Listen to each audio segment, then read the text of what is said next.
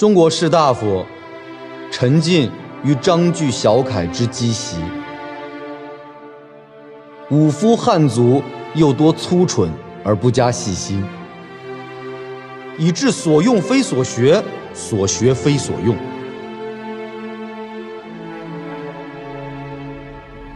无事，则斥外国之利器，为其技术巧，以为不必学；有事，则经外国之利器，为变怪神奇，以为不能学。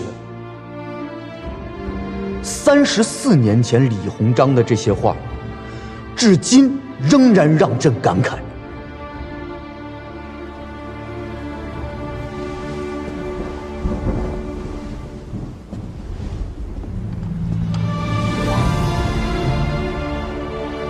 这里是京师大学堂，我们平时所学习的程朱理学，无非就是存天理，灭人欲。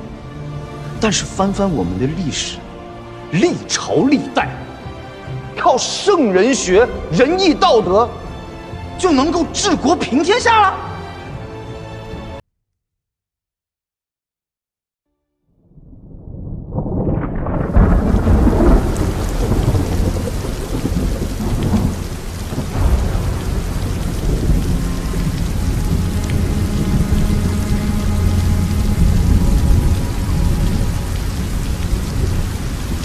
永定河里头冲出来块石碑，冲到了正阳门外，碑文的字被人踏了出来。字是古篆，上面写着“龙镇李九，征时1000坤”。事情已经传开了，明白这个意思吗？手下愚钝，这1000坤，是不是天下要易主的意思？那这征时是春正日，夏正时，芒种那天也叫征时。那这龙正李九说的又是什么？震在东，离为火。龙震李九的意思就是，有9条火龙将会自东方降临。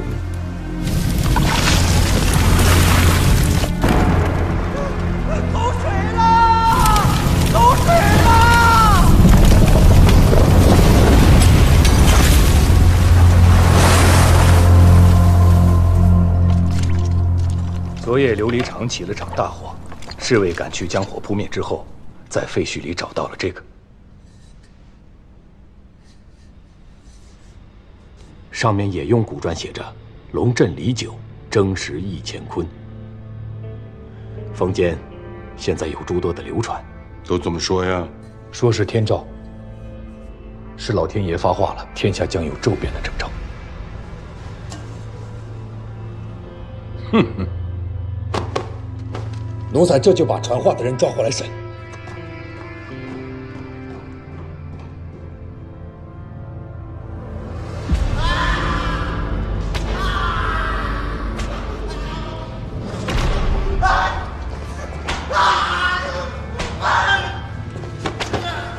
参见大人。是天诏还是谣言？是谣言。查。查不到还是没法查？回大人。是没法查，这些人收了钱散布谣言，但他们根本不知道给钱的是什么人。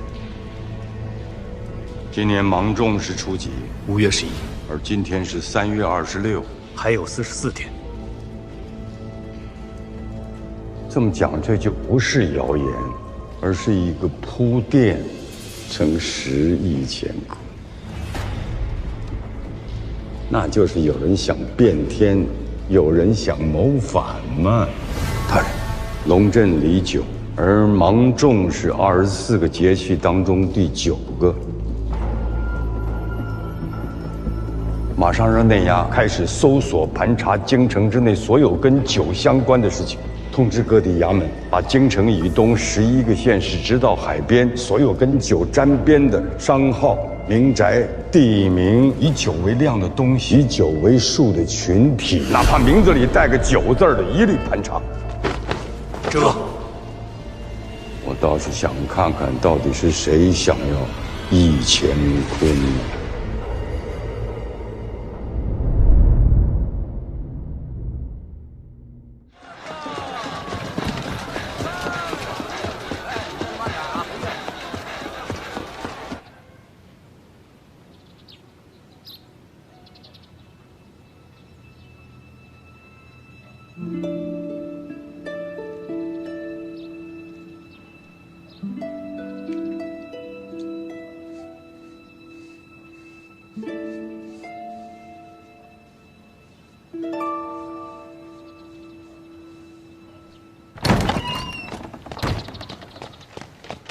地保，地保，邢捕头，有事啊？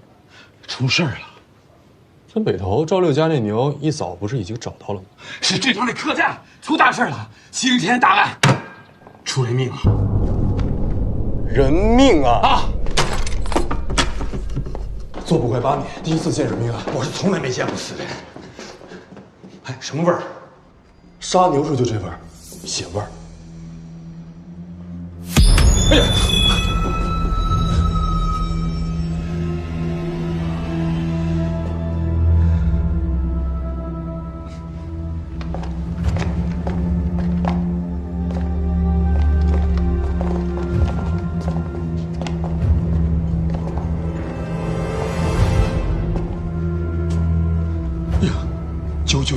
九条人命啊！屋中不见凌乱，也没有什么挣扎的痕迹，可见他们死得很快。他们几个很有可能是中毒而死的。这是中毒的地方，尸体还没有彻底映透，杀人的走不远。你去问掌柜的，上午来过什么人？好。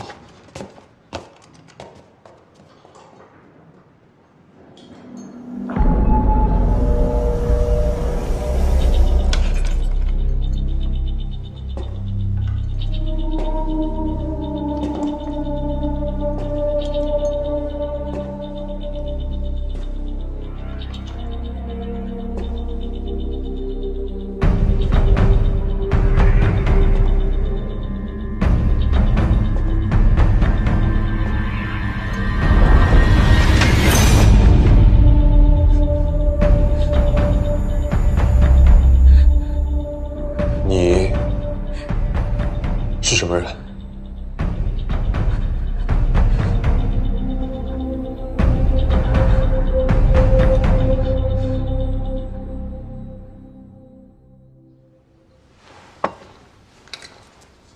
我是大沽县衙捕快王家洛，你叫什么？林安静。林安静，你为什么会躲在柜子里边？死的那些人你认识吗？叔叔、婶婶，还有表哥他们，我在东阳留学的，才跟他们一起坐船回来。昨天晚上刚到，今天早上就……你先别哭了。喝点水，你再给我们讲讲当时的情形。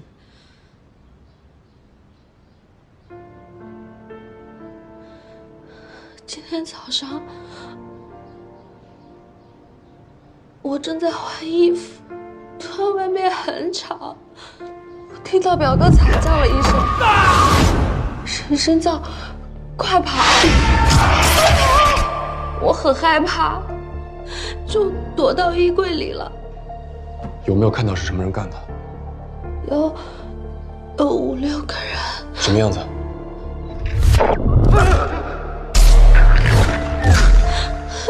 我不知道。他们穿的什么样的衣服？我不知道。别着急，你慢慢想一想。他们的衣服很怪，像是异族的装扮。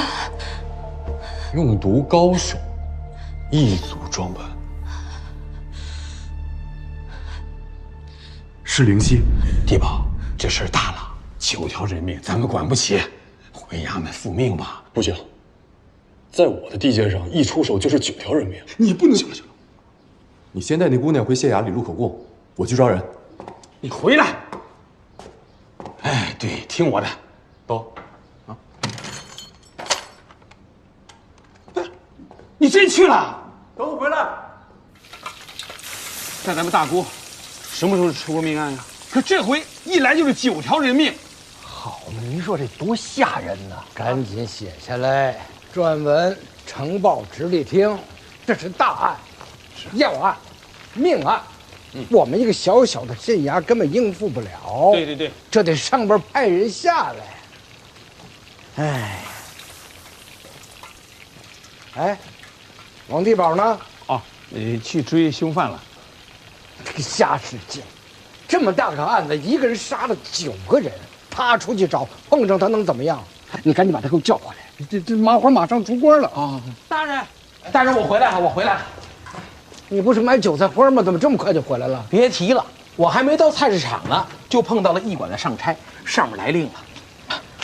从即日起，凡是在咱们辖区，不管是商铺还是民宅，不管是人还是事儿，只要是跟酒字沾上边的，要即刻上报。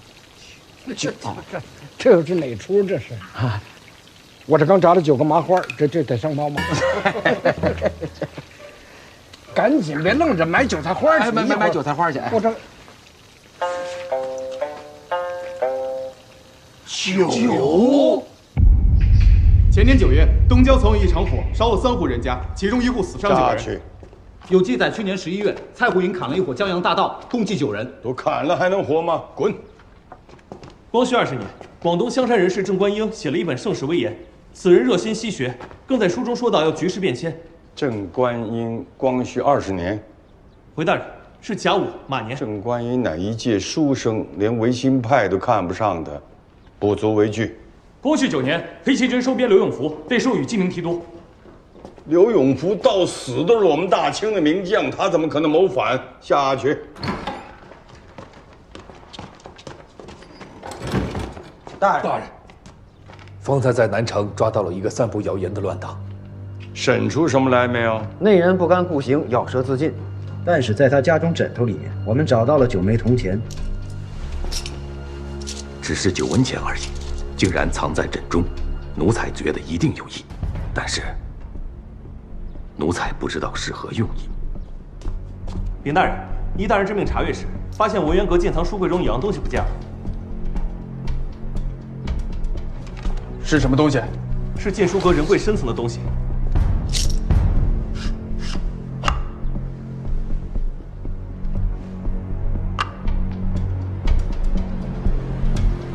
何代，奴才在。拿我手谕去传一个人过来。门3刀。带重犯伊尔根觉罗木青。带重犯伊尔根觉罗木青。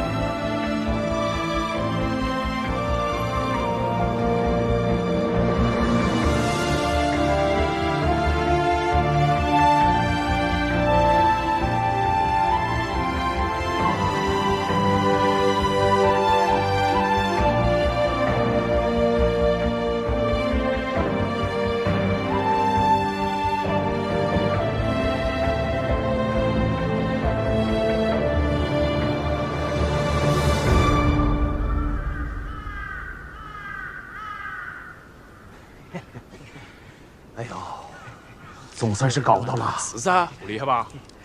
我搞到的。我是大沽县衙捕快王家洛，尔等在大沽客栈犯下命案，速速与我回衙门受审。哎呦，一个小小捕快哦，竟然一个人能追到这里来。哎，老子懒得杀你，赶紧滚！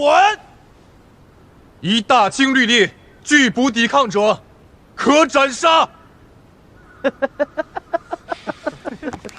哎呦，不知天高地厚的东西哦！你可知道老子是什么人？尔等以毒杀人，且如此穿戴，定是来自灵溪的荣天一派。多少还是有点见识啊。没有错，老子就是荣天剑派。荣天剑派一行，速速与我归案，否则我当下可就不留情面了。荣天剑派门人个个武功卓越，就算是大内侍卫也不敢一个人跟我们挑衅。我告诉你，迷死你自己嘞！赶快走！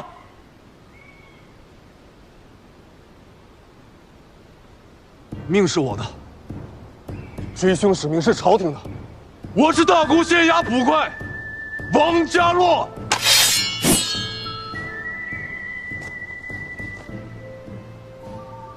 大师兄，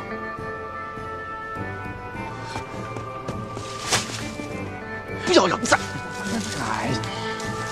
哎，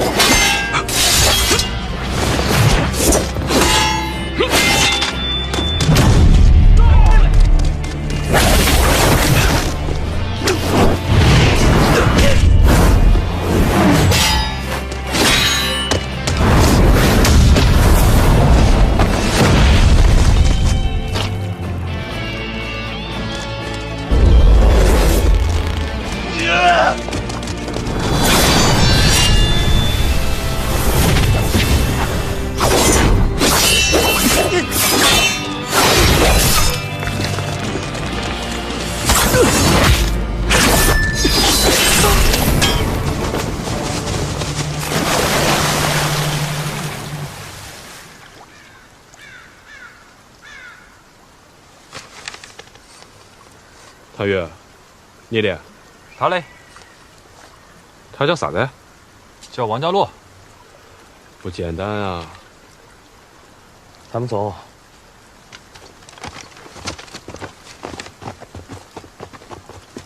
耽误这么久，我们赶紧走水路去葛窟跟掌门会合。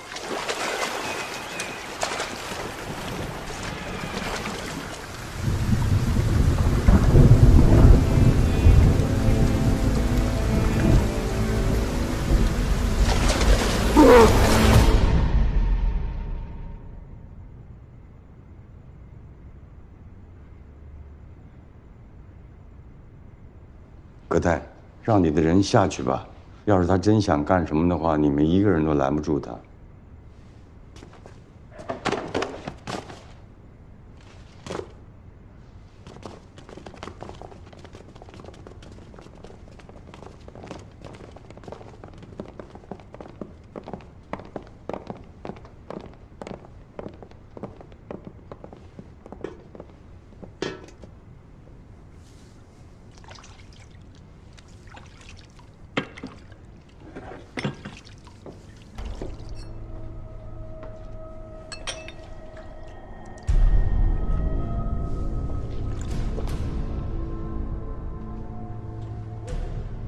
刚才那3杯茶，知道他为什么拿那杯龙井吗？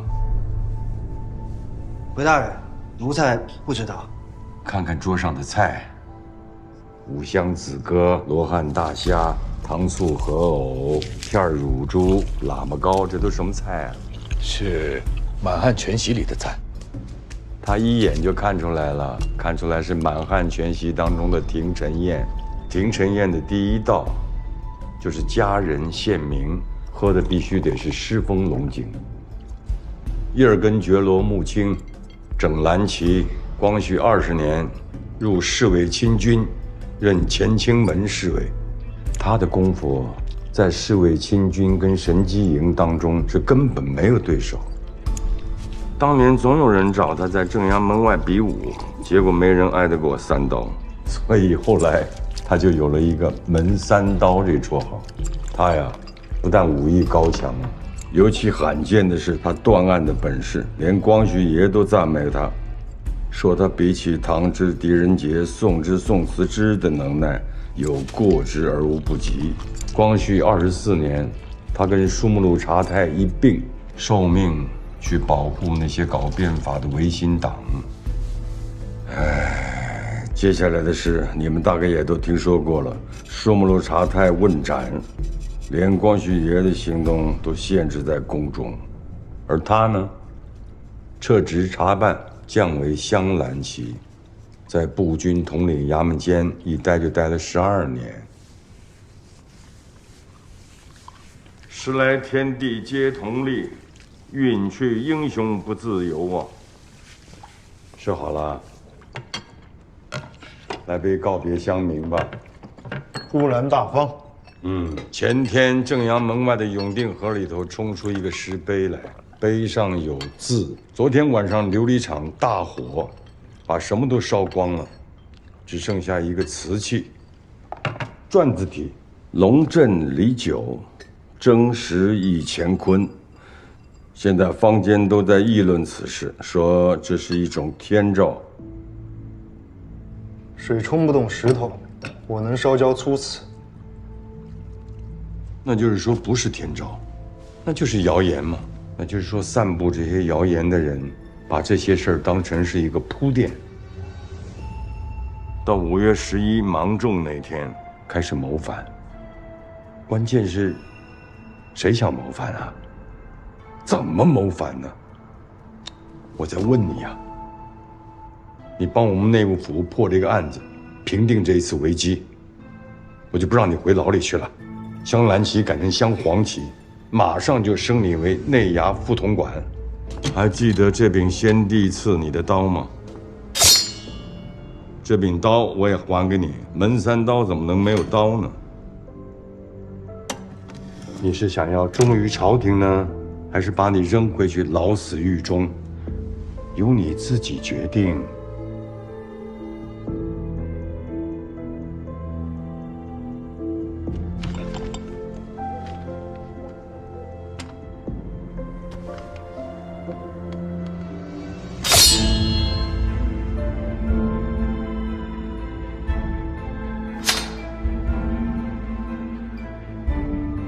铜钱，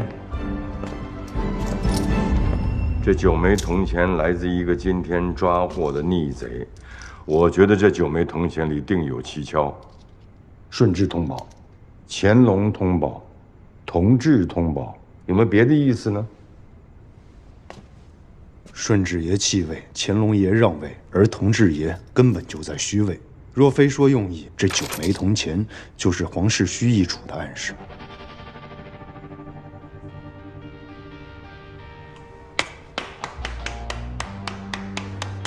不愧是顶尖高手，一眼就识破其中玄机。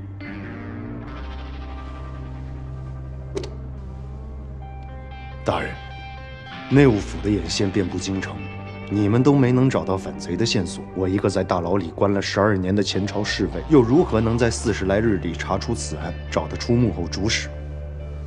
我清楚我的本事，你敢放我出来，想必你也清楚我的本事，你是要用我的本事。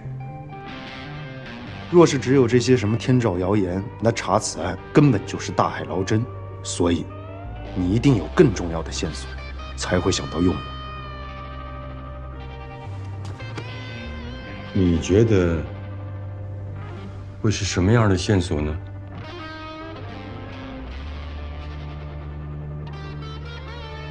是不是有什么特殊的物件失窃，使完此案？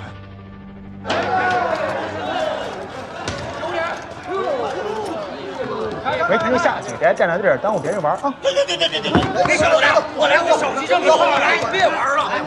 钱没钱？我有钱啊，我有钱，有钱拿呀，拿出来啊！那我来，看看，这不是钱，什么玩意儿？这是说傻了你啊！你那是当票，不是银票。我这当的是宝贝。谁出300两银子啊？这当票拿走。300两，烂边、掉毛、旧皮帽子一顶，一顶破帽子想要300两。对呀，传我不识货。你这就是一张天津府的当票，来回车费它也不值。对呀。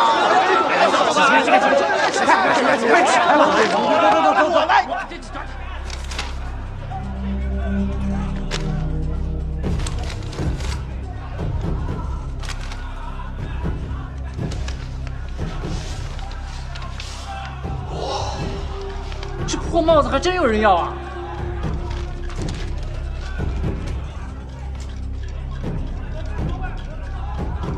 哇，这他谁啊？对呀，是啊，我哪知道他都是钱，反正是个识货的。赵总，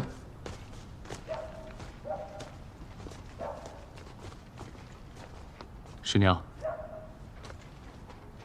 东西找到了吗？拿到了。那明日我们一早就去天津府的当铺，拿钱赎了东西就走。我去取吧。是师娘。这是当票，这9文是赎东西的。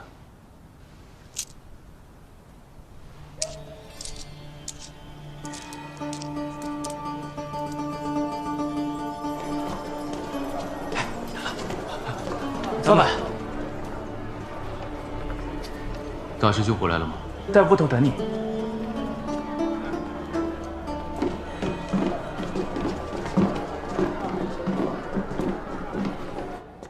死了一个。是。师兄你，秦陀、唐宇，你们3个人带了3个精锐弟子，面对一个小小的捕头，能被他杀了一个。那个人的功夫很是不错哦。一个捕头，那个人的功夫确实很厉害。若真有这样的能人，他怎么可能屈尊于县衙之内？这什么？那个人身上掉下来的。公羊一书，追杀你们的真的是个捕头？是噻，但这怎么也不像一个捕头该读的东西啊！不凡已经死了一个弟子了，你还想怎样？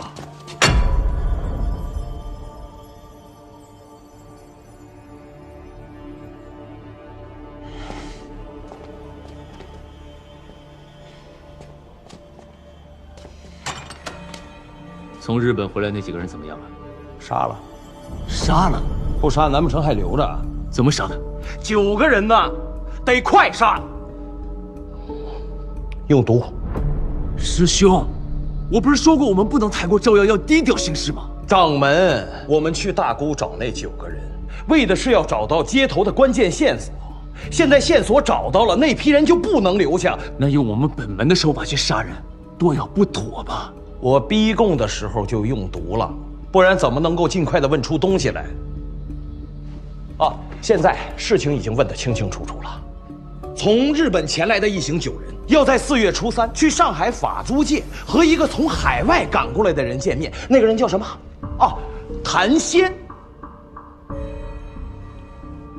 只要见到这个谭仙，大功不就告成一半了吗？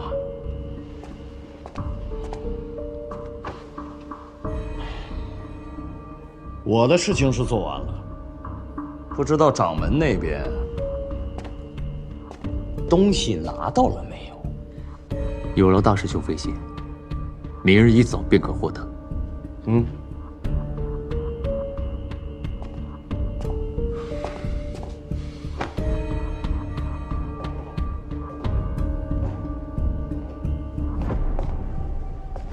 你不觉得于焕杰对你的态度有点过分吗？就算他是荣天剑派的大师兄，也不该无礼。怎么说你也是掌门。我接任门派掌门2年了，也没干出什么名堂。他于焕杰对我有意见，也不是没有道理。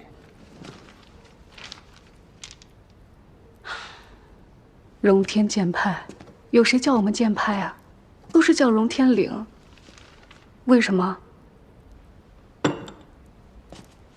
就因为我们是荣天，多是流民孤儿出身，凑在一起讨口饭吃，外人就都不把我们放眼里，把我们当成要饭的，当成丐帮。所以师傅他老人家才费尽一生心血，让荣天变成一大门派，还把咱们门派从灵溪迁徙到了中原，从武学上淡化制毒，强化剑法还有鞭法。可无论我们在武学上取得多大的成就，始终还是被人看作异类，难成正统。你是荣天剑派剑术最高的人，且放眼整个江湖，你的剑法皆是独步，无人可及。但因为我出身荣天，不然的话，不然你早就是一代宗师了。我知道你一直这么想，我也知道你想要达成这个想法有多难，所以你认定这是一个难得的机会，也是足以扭转乾坤的大事。但是我的心意，你明白吗？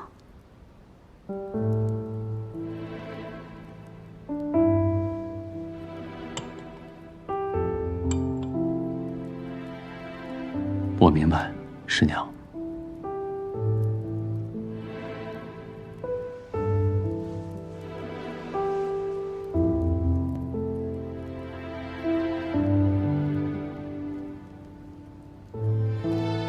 这里没有外人，你不用这么教我。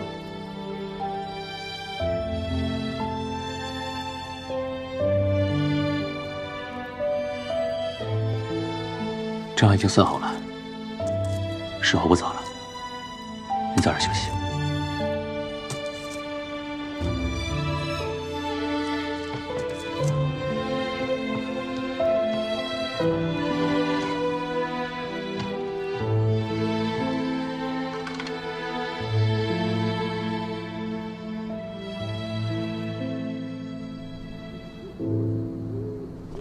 母亲啊，明朝嘉靖年间有一个叫汪直的，听过吗？此人号称五峰传主，明朝时有禁海令，汪直召集帮众及日本浪人在海上走私。没错，说的就是这个人。嘉靖19年到嘉靖37年，整个大明朝在海上的生意就他一个人在做，一船丝绸茶叶，一船黄金白银，说他是富可敌国是丝毫不过啊。传说明朝末年的时候，汪直留下来的金银财宝，意外的被南少陵的一个俗家弟子找着了。当时是乱世，南少陵就此将秘藏封锁了起来。后来这笔财富就被后人称作是净坛秘藏。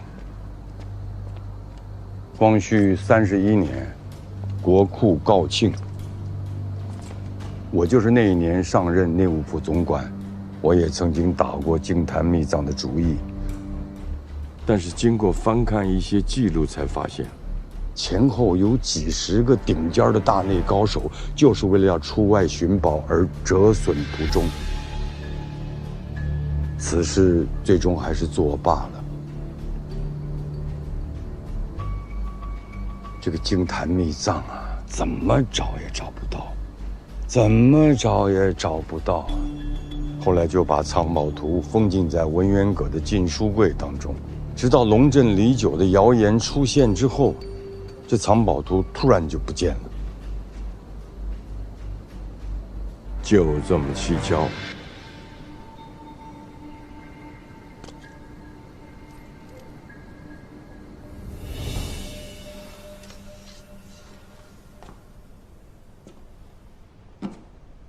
拿着一张找了上百年都没能找到的藏宝图，丢了又能如何？眼下大清国体动荡，你就算是想要谋反，也需要大批的财力啊，否则就算是变了天了，也无济于事啊。现在的大清啊，养了一条很凶的狗，这狗没人敢惹它，也没人对付得了它，就是北洋。谁想谋反，他都会去拉拢这个北洋，拉拢北洋这条狗啊。最有效的办法就是给他钱，给粮，给饷。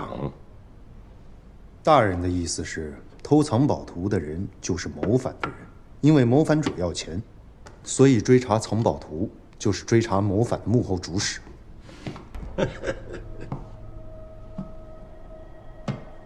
大人，您就没有想过，到底是什么人想要反？想反的、要反的人多了，是那些每天蠢蠢欲动的革命党，还是那些担心大权旁落的公侯将相？那我就不知道了，得靠你去查了。属下还有一事不明。说，能偷到文渊阁来，那足以证明盗图者知道晋唐秘藏的传闻。那他们一定也听过，内务府找了上百年都没能找着。他凭什么认为拿着一张图就能找得到钱财？那就更得让你去查了。大人，属下要宫里所有侍卫、太监、宫女的花名册，我还要这1年里宫里所有人进出行走的记载。还要什么？还有3名笔帖使。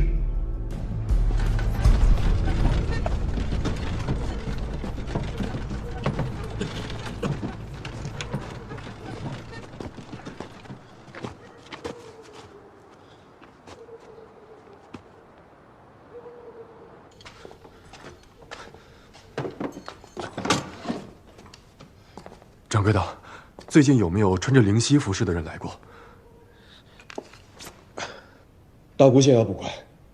查哦，棺材啊，小店这些天不曾有嘛灵犀穿戴的人来过呀。果真没有？没有，真没有。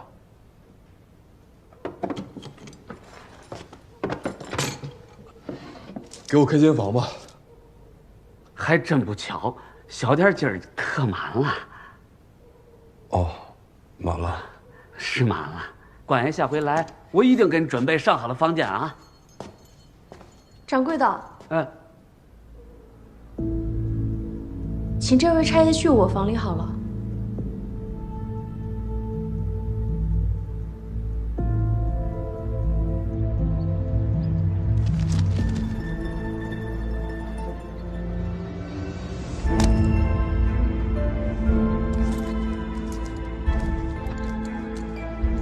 得罪您了。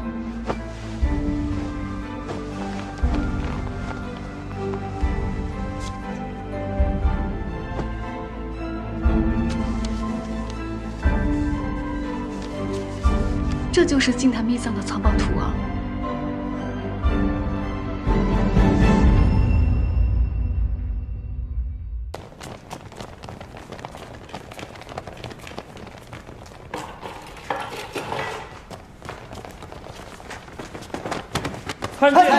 光绪24年起，每年发生的国之大事、朝中大事，还有京城发生的大事，都报给我听。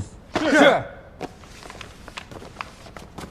光绪24年4月23日，先帝颁布明定国事诏，开始变法。开始变法。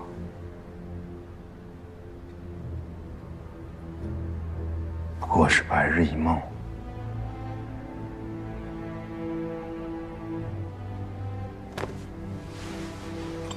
从8月开始说一些我不知道的。给我沏一壶信阳毛尖。是。光绪25年，朝廷跟法兰西国签了广州湾租界条约，将遂西吴川2县以及马偕海湾租给了法兰西国，叫广州湾。光绪26年7月，英吉利国、法兰西国、德意志国、俄罗斯国、美利坚国、日本国、意大利国和奥匈国这8个国家一起攻打了京城。11月的时候，李中堂大人和洋人谈判，最后签了个议和大纲。光绪27年3月，朝廷赔了4亿5千万两给那8个国。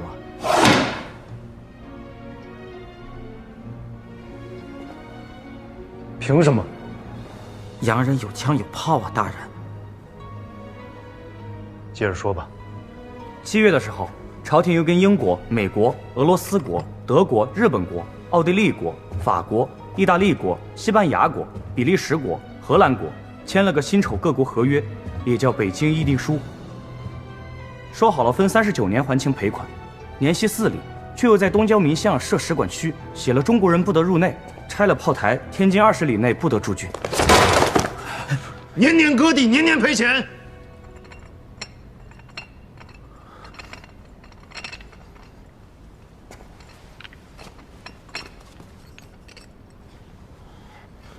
接着说。光绪30年，日本国占了旅顺。光绪30年7月，和英吉利国签了个拉萨条约。光绪30年腊月，一帮东京留学生向朝廷请愿，要求立宪。光绪31年4月，北洋6镇新军全部练成，共计7万人。光绪32年2月，法兰西国传教士王恩之杀了南昌知县江绕，群众怒毁教堂，杀王恩之，朝廷处死乱民公洞，赔银35万。33年10月，乱党袭取镇南关，孙文向大清士兵发炮。光绪33年腊月17，山西商务局议定以275万两作为山西各属矿权，全部收34年正月，清廷授纯亲王载沣为军机大臣。同盟会乱党黄兴在青州马朵山举行反叛，激战40余日，反叛以失败告。他们哪里是没防啊？就是看你一身血污，怕你吓着其他住客，不敢留你罢了。有劳林姑娘了。我这浑身是血的，看着的确挺吓人的。哎，我们县衙的没叫你回去吗？那位大人带我去录了口供，然后他就说没我的事了。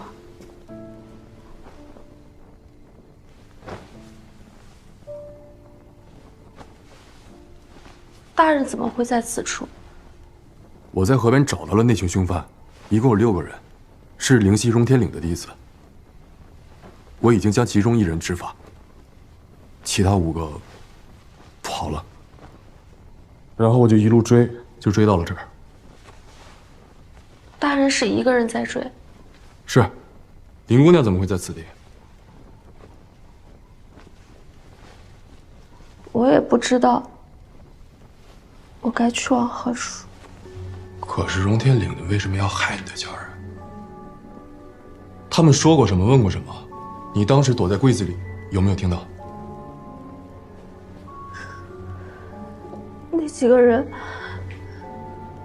当时好像是在逼问我叔伯些什么，但具体是什么我不知道。我这次回国，只是跟家人返乡省亲，连叔伯们具体要去哪里，我都不知道。林姑娘，你放心，在下一定会将这些凶犯缉拿归案的，还你个公道。多谢大人了。你不用叫我大人，我就是五路流的捕快，叫我家洛就行，地保也行。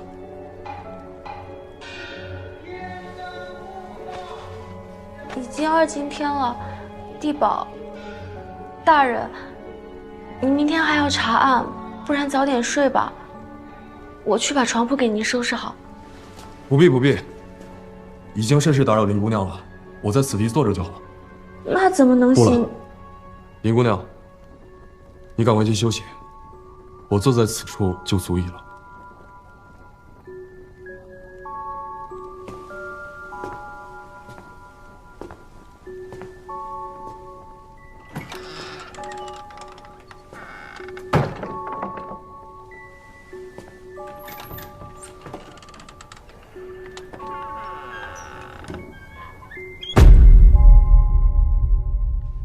宣统元年腊月，光复会逆贼熊承基谋刺海军大臣载洵和萨振兵，幸未得手，抓捕后正法。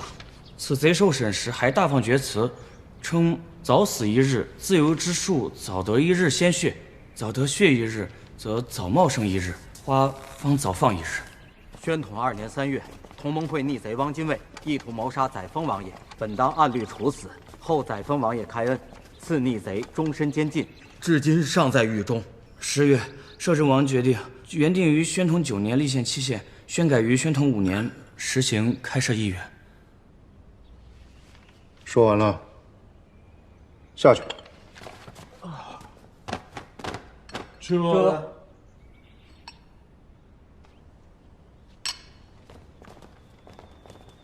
葛太兄，穆青兄早。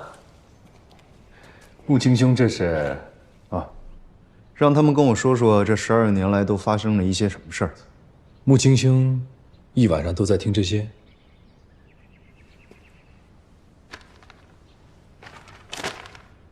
疑犯我已经圈出来了。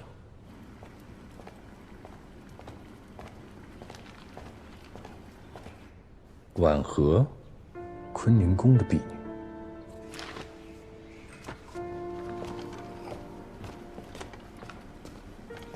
穆青兄，恕在下愚钝。这婉和不但不曾进过文渊阁，甚至近半年间都不曾在文华殿一带走动，对不对？是。所以在下不知因何有意。婉和的居所在宫城东侧，她平日里当值出入的是坤宁宫和宁寿宫。从她住的地方到这两宫该怎么走，二位应该很清楚吧？可以走剑亭，不然也可以走三座门。对，但是走剑亭要比传三座门省去20余步，还省了3个台阶。这短短的20余步和3个台阶是常人无法发觉，但对从小在宫里长大的宫女和太监来讲，则应是了如指掌。且她一日要往返3次有余，断不会舍近求远。从每日宫女出行的记录来看，半年前婉和走的还是由东华门走剑亭向北，而这半年里则换成了穿3座门。为何？因为走东华门由剑亭向北要经过文渊阁。不错，婉和改变行径是刻意为之，而他这么做只有一个理由：避嫌。抓人吧，把宫女婉和带到内衙聆讯。这，葛太兄，我有一事不明。这宣统元年，摄政王为何只是将袁世凯革职，而并未将其治罪？在下也属实不知啊。怎么，穆青兄和袁世凯相熟？不熟，也熟。当年若不是这卑鄙小儿背信弃义，偷偷向太后告密，维新党就不会被砍，先帝也不会被幽禁。总谓浮云能蔽日，长安不见使人愁。若是当时变法成功，如今大清早已完成了改革，国力将比今日强盛甚多，也不会有什么乱党敢兴风作浪，甚至谋反了。穆大人，存进大人急召。昨天晚上直隶厅送过来一个急呈。直隶厅？从京师以东11个县市直到海边，我命令各地衙门要严密地关注凡是跟酒有关的事情。大人是想到了龙镇李酒，我不能放弃任何一个可疑的线索嘛。昨天大沽客栈死了9个人，这9个人他们来的时间跟天照的谣言相似，来的地方又是东边的日本。日本什么东西最多？还不是那些乱党吗？若这9人从东归来是为谋反，又怎会意外暴毙？难不成是有人暗中在为大清护航？大人，这桩命案已经发生1天了，就算与谋反有关，此时再追查下去，只怕是难以找到凶手。卑职觉得当务之急还是先顺着丢失藏宝图的线索查下去。但是这桩酒命案，属下自然不会置之不理。那你要怎么处理？派人去大沽县，迅速将尸体运过来，以确定其身份和死因。听你的。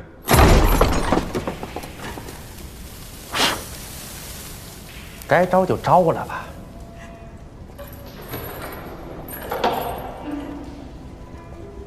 穆青兄，现在审。一个字都不用审，开始用刑。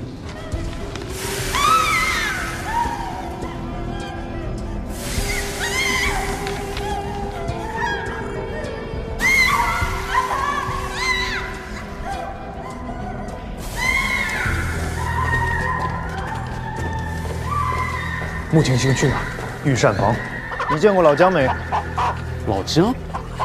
哎，他早上来过，有点闹肚子，我看没什么事，让他走了。哎，这怎么事啊？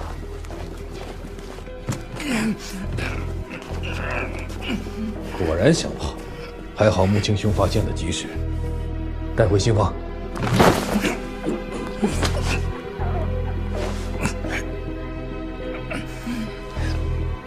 剖开，看看他吞的是什么。戒指，西洋造。穆青兄，现在又要去哪儿？灯市口。灯市口？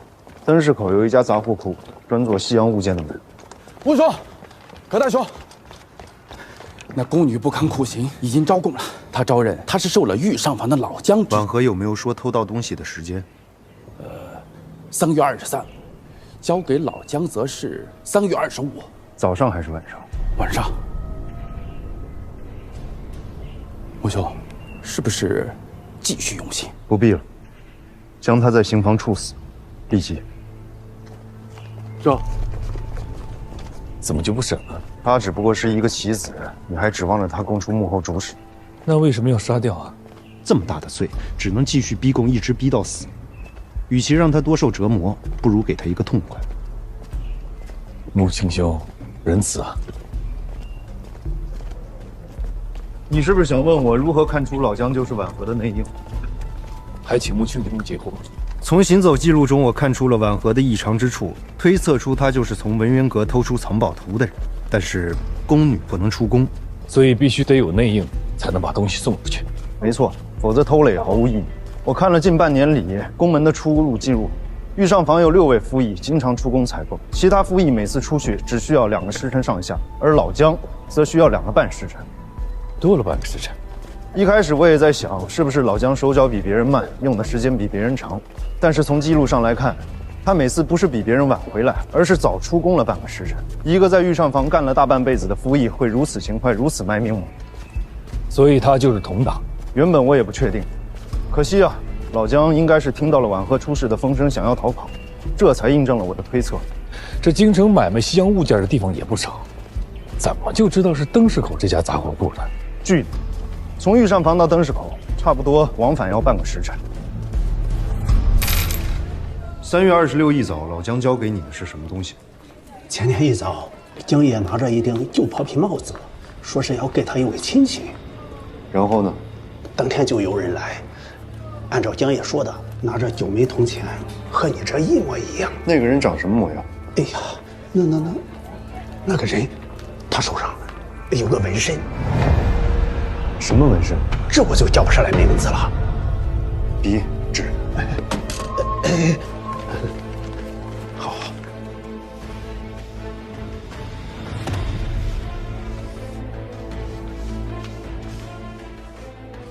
哎，对，就是这个样子的。哎，原来这位爷，你知道啊？来，2位客官，里面请。这人啊，运气来了，挡都挡不住。但如果你运气不好，那包子都能碰上2、3、5啊！啊！来吧，喝吧，喝。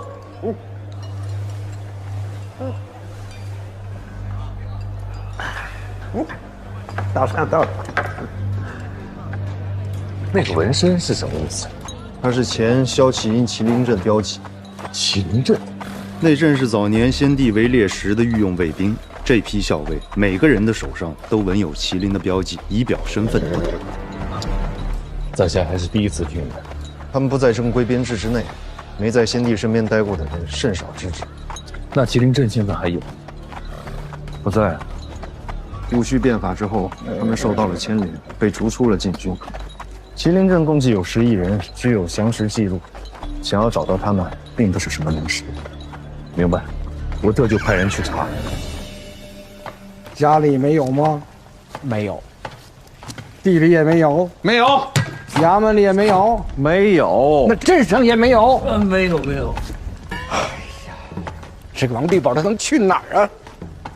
不会是真的去追凶了吧？哎，老爷您圣明，王地宝这人，他是个杠头，他执拗，十里八村的乡亲们，谁家丢只鸡，追出20里地，他能把鸡给逮回来。王地保啊，干捕快6年了。虽然咱们这儿哈没什么大案子，但在地保手里的案子，没有一件是不了了之的。要我说，这王地保他就是读书啊，把脑子给读坏了。这得怪他爹。 哎，他爹是光绪3年的秀才，一直考到光绪13年，最后也没有考起功名。后来他爹呀就把心思放到地保身上了。地保自幼通读45经，读了10几年书。光绪31年，皇上把科举给废了，这才进咱们县衙当了个捕快。你帮我合计合计啊，这个顺天府已经下令，地方官员不允许掺和这个案件。 如果说这个王地保死缠烂打的话，会不会给咱们大沽县惹什么麻烦？这个我早就想好了。咱把这县衙的花名册给他改一改，把王地保的名字划了，这样他在外面甭管惹多大娄子，都跟咱县衙无关呢。到时候找上咱们了，咱们就说他不是咱县衙的人，他是咱县衙临时雇来的帮手。临时的。 帮手。大沽县衙捕快查案，有没有见过一些灵犀打扮、说话有奇怪口音的人？哎，兄弟，跟你打听一行人，灵犀的你有见过吗？啊，就是怪里怪气的，然后穿的衣服和咱们都不太一样的人，领头是个豁牙，大豁牙。见过说话有灵犀口音的人吗？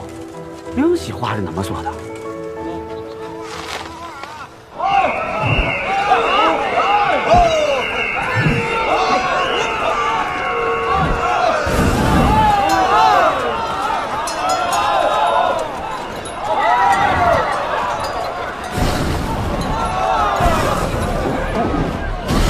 龙镇李九，真实一乾坤。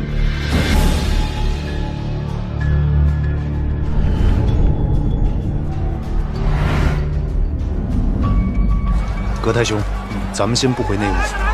是，咱们去一趟别的地方。去哪儿？东郊贡院。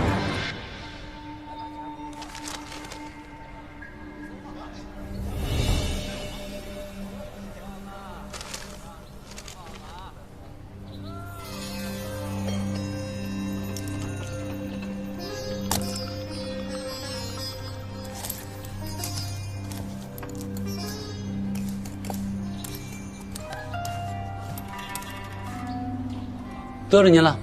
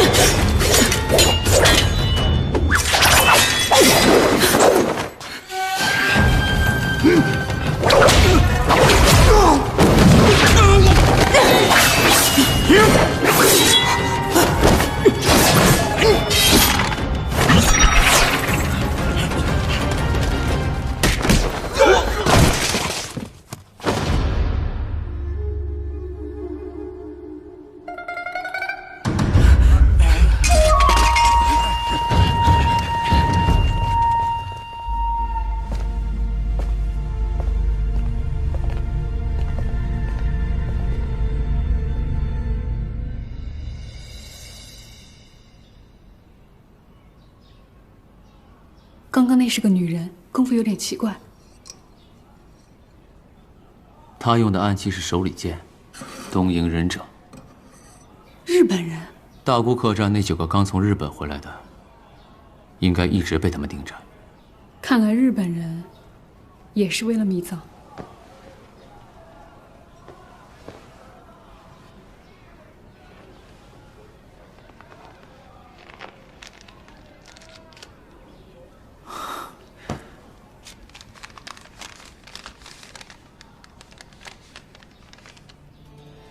这就是净坛密藏的藏宝图啊！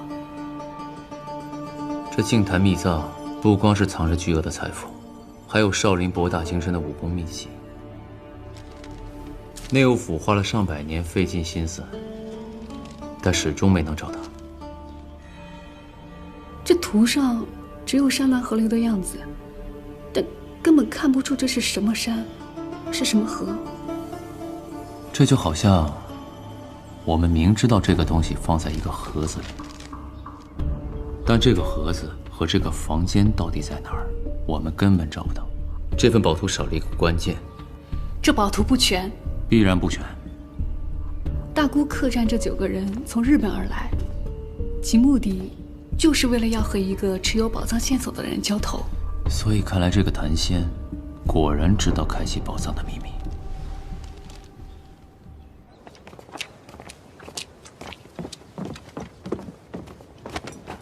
大人，不用多礼，直接说吧。大人，属下已经确定了3件事：其一，谋反者之间用来联络的是9枚前朝通宝，3个不同时期的通宝共9枚，3加9就是12。这有什么说的？大清自太祖天命起始到如今圣上宣统，正好是12位天子。属下推断一事许久，就是如今的圣上和先祖有何不同？思来想去，想到了科举。没错，如今圣上继位的时候，科举已经没了。科举没了，可贡院还在。属下推断，龙镇李九中所说的东方，应该就是如今的东郊贡院。那9条火龙呢？这9条火龙就是安置在贡院一带的火药装置。如今贡院已是残垣断壁，破落不堪，正适合安放。如此说来，那9条火龙就是9枚烟火嘛，在贡院那边点起来，到时候看过去就像是火龙天降了。正是。你到贡院去看过没有？刚去过。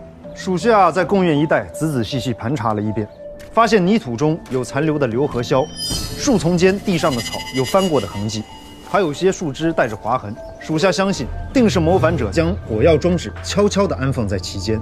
这么说，5月11那天，他们只要点燃了火药，就是暴乱的信号了。此事绝对要保密，不能告诉任何人。如发现有人泄密，可如何处置？就地正法。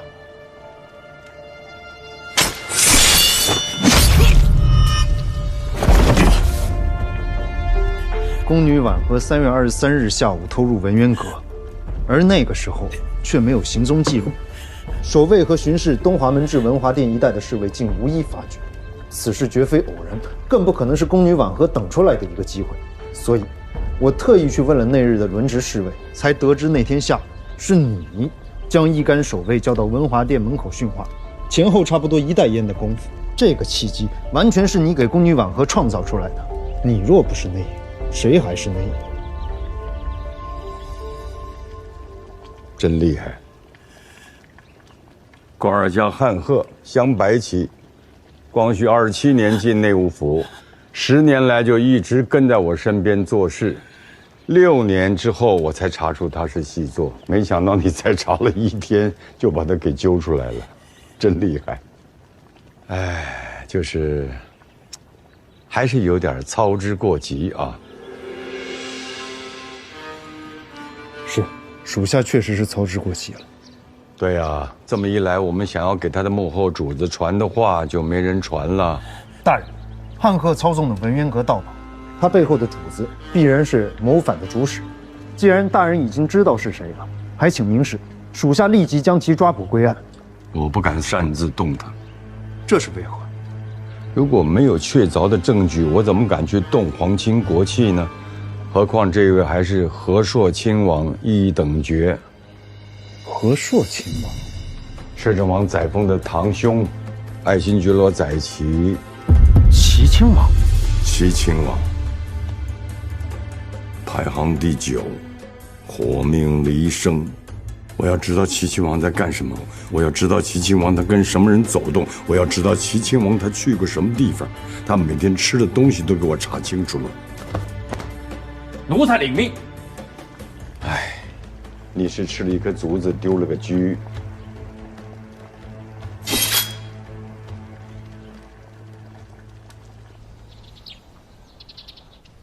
今日的大清和220年前你们英吉利国有异曲同工啊。齐亲王对我们国家的发展很有了解。我把小女儿都送去英国读书了，能不了解你们吗？ Good afternoon. Good afternoon, Princess. 需要了解你们，更是因为贵国现在很强大。我希望大清的未来也能像你们一样的强大。如今的大清可谈不上强大，真正弱的不是大清，而是皇室。啊，没想到齐亲王您会这么说。我怎么不能这么说呢？就因为我是和硕亲王，就因为我是皇室内阁成员，这个皇室集权的专政已经穷途末路了。时代已至此，皇权已成了负累，立宪是大清重新强大的唯一途径。听到齐亲王说出这样的言论，我真的很吃惊。其实啊，在皇族内部有很多人都跟我是一样的见解。如果是这样，为什么你们的立宪还这么艰难？推行立宪可以保国，可以强国，但是皇权就没了，舍不得呀。可若死守着皇权，最终怕是国将不国了。那个时候，什么皇族王室，还有我这个和硕亲王，都将烟消云散。齐亲王，我反而觉得这个有爱新觉罗家族把控的国家，要想走到离宪这一步，或许还要很多年。我觉着你错了，用不了多久，或许就在今年。母亲啊，其实我最希望那些意图造反的人呢，最好就是同盟会之类的，不把自个儿的命当命的那些亡命之徒吧。他们没有真正能打的军队嘛，变不了天。我最担心的、最害怕的，还是齐亲王。他有雄图大略，有变革之心。他有个女婿，你知道吗？属下不知。这个人叫钟海潮，在北洋军第6镇协督。这个是真的让人担心的。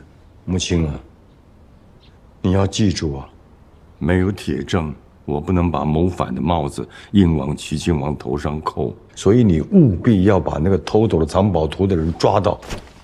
这青海长云暗雪山，孤城遥望玉门关。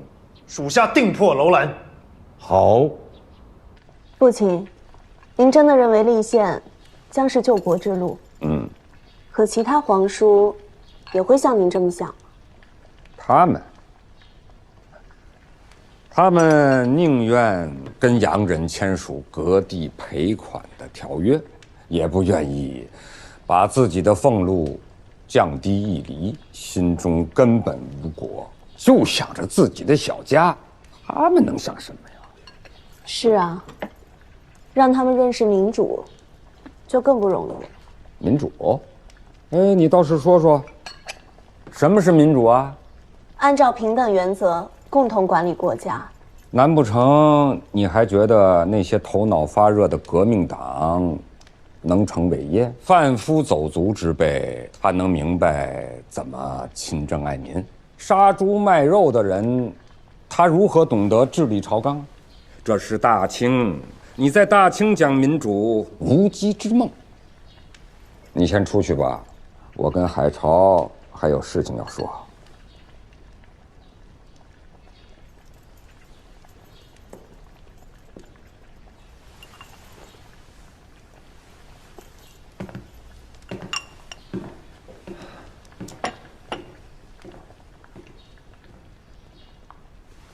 5月11举事，不得有误。父亲放心，我已经做好了安排。5月初10夜，驻扎在京东30里的部队就会开拔到东郊，子时共愿起火，攻进京城。不用攻，进城就是了。那些禁卫军、内务府根本就挡不住你的枪。说起来也荒唐，为了大清，我还要反大清。可是父亲，拿下皇室、废除宣统都不难，可是这……你担心北洋？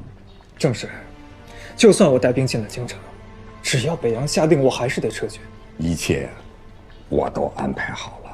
5月11之前，我能拿到富可敌国的宝藏，足以安抚北洋。事不宜迟，咱们明日就得出发。咱们弟子太多了，路上难免会有些招摇，所以我们分头南下。我带着师娘、皇醒，再带一部分弟子，先行从水路出发。到了上海落脚之后，我们先去探探门路。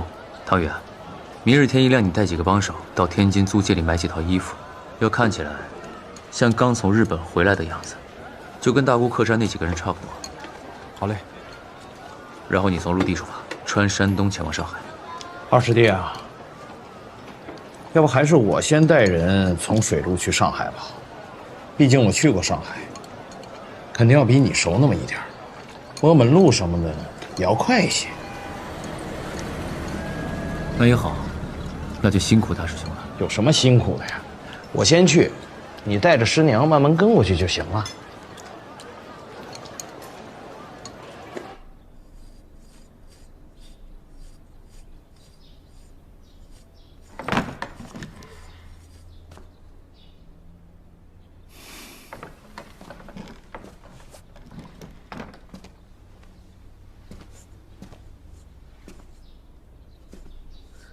你都已经交代好了，于焕姐还非要再做安排。无妨，随他去吧。她就是想先到上海，能偷偷玩上一玩。早就听说那是个花花世界了。他想去玩，就让他去吧。你怎么不争呢？你是掌门，你怎么总是要让着他呢？你也说了，我是让，而且我必须让。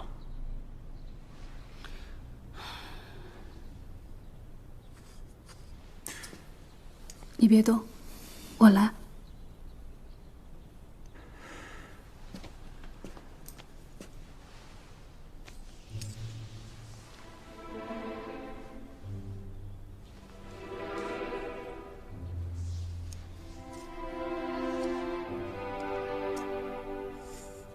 招惹荣天剑派的人，你从来不让；天下第一剑客的名号，你也谁都不让。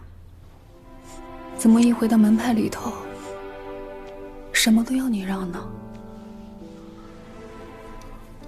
我是一个剑客，只想仗剑而为，从来不想当掌门。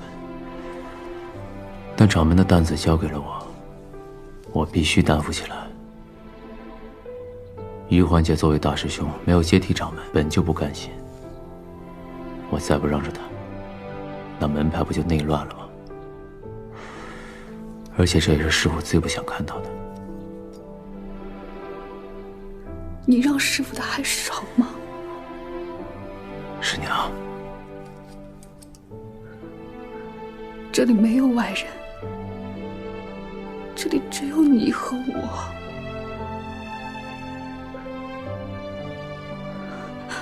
我不想听你叫我师娘。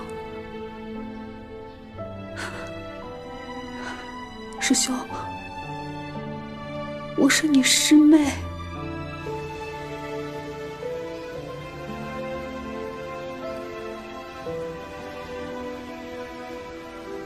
退给我。火姐，这个我没法再留着了。退给我。是。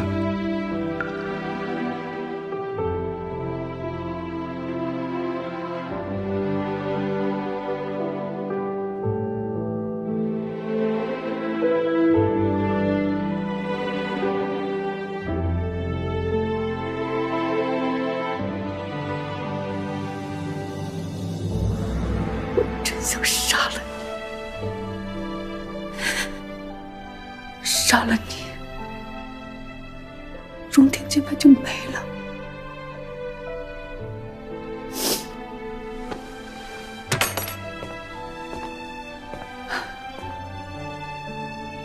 可我们只有荣天键盘了。苟延残喘。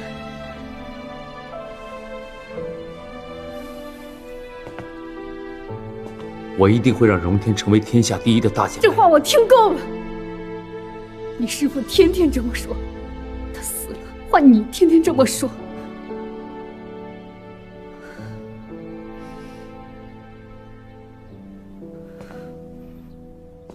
你要是真能做到，就把秘藏找到，然后彻底改变我们。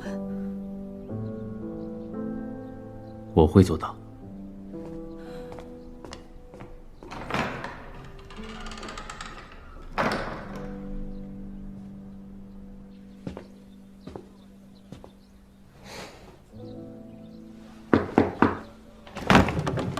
大人，进来喝杯茶吧。不喝了，我来就是跟你说一声，我没能找到那伙凶犯。不过你不用担心，我马上就回大沽了。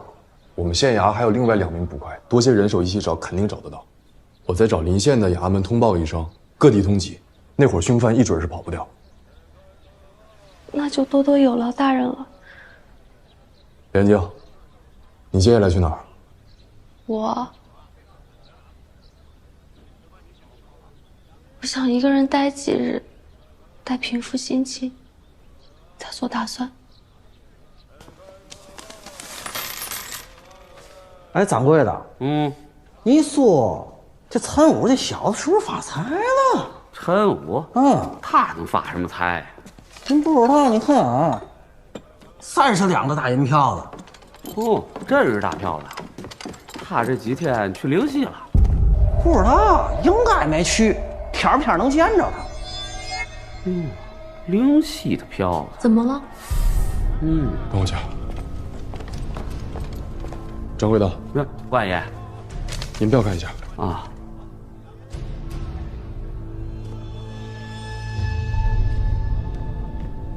这是哪儿来的？那是陈武大舅是给的。啊，陈武是谁？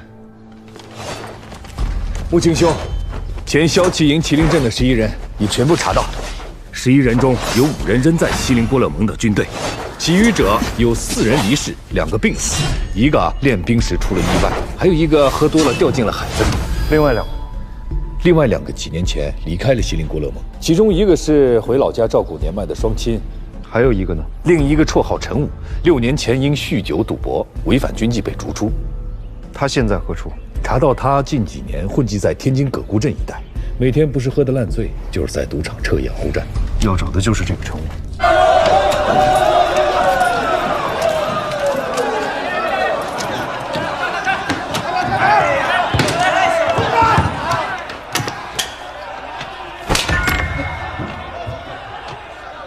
你谁？你找死啊你！我找你，陈武。这么大的赌客呀！好威风啊！你要么老实跟我说清楚，要么跟我回衙门。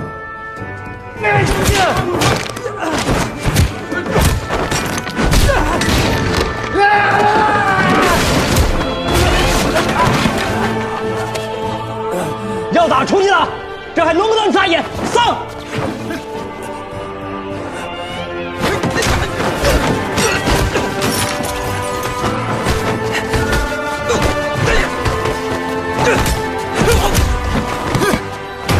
内务府奔，现在能退下。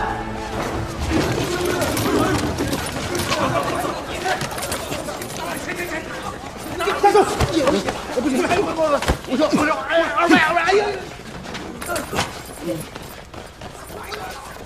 我是大沽县衙捕快王家洛，此人是我的疑犯。内务府办，闲杂人等退下。你就是闲杂人等，再向前一步，我将你就地正法。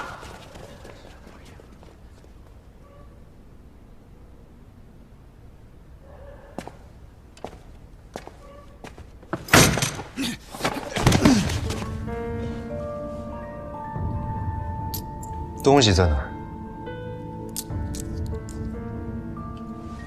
什么东西啊？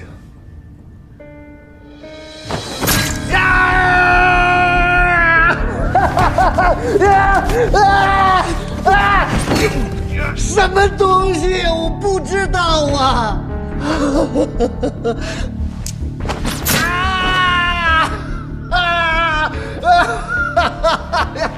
我真的我不知道啊！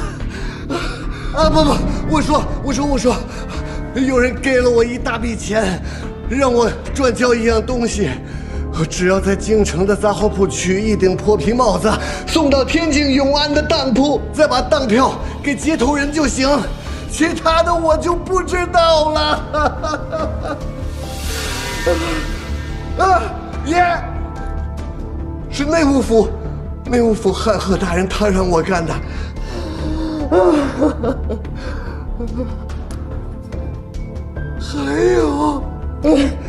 还有那个接头人打扮的怪里怪气，好像是灵犀打扮。